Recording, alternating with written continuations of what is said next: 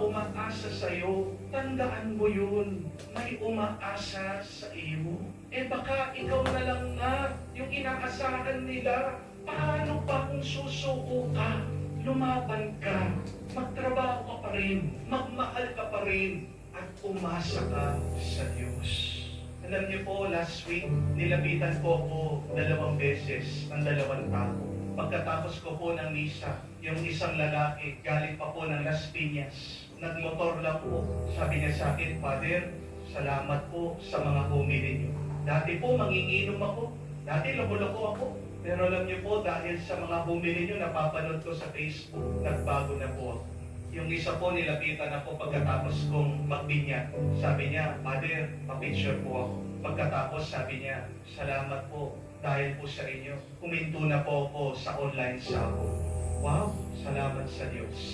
Yung isa po, minessage siya po, nung araw dapat nagpapakamatay na. Ibabangga na daw po dapat niya yung kanyang kotse. Pero nagpapasalamat, sabi niya, Father, salamat po. Hindi ko po tinuloy yung pagpapakamatay ko. Nung araw, nag-aalala po ako sa pera. Napakabait po ng Panginoon. Binigyan po ako ng project worth million.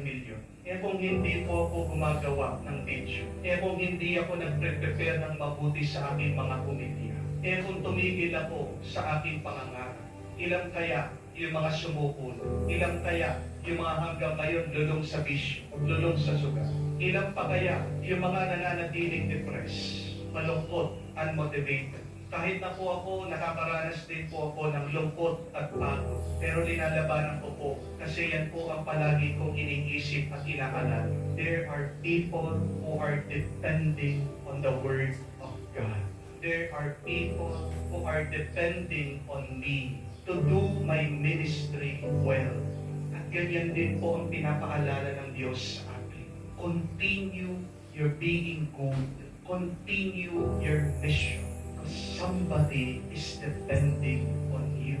May umaasa sa kabutihan mo. Huwag kang susuko. At tandaan mo, maniwala ka. Pinapalakas ka palagi ng Diyos. Hindi ka niya pababayaan na manghina. Siyang bahala sa iyo. Basta't gawin mo lang ang pinapagawa niya. Basta't sundin mo lang ang tawag niya.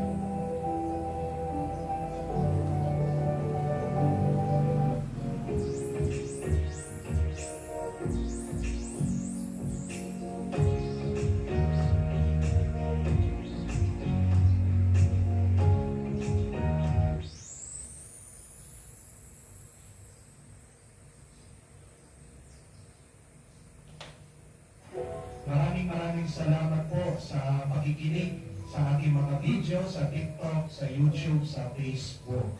No?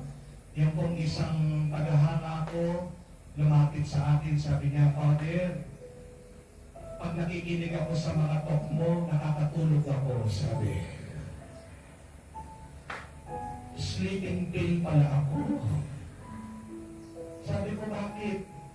Kasi po paggabi, pag marami akong problema, marami akong iniisip, pinapakinggan ko lang, pinaplay ko po yung mga video niyo sa YouTube, nakakatulog po ako. Maraming salamat.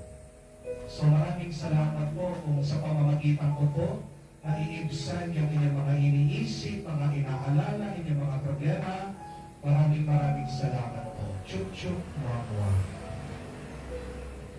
Pero pakiusap ko po sana, huwag niyo po tulugan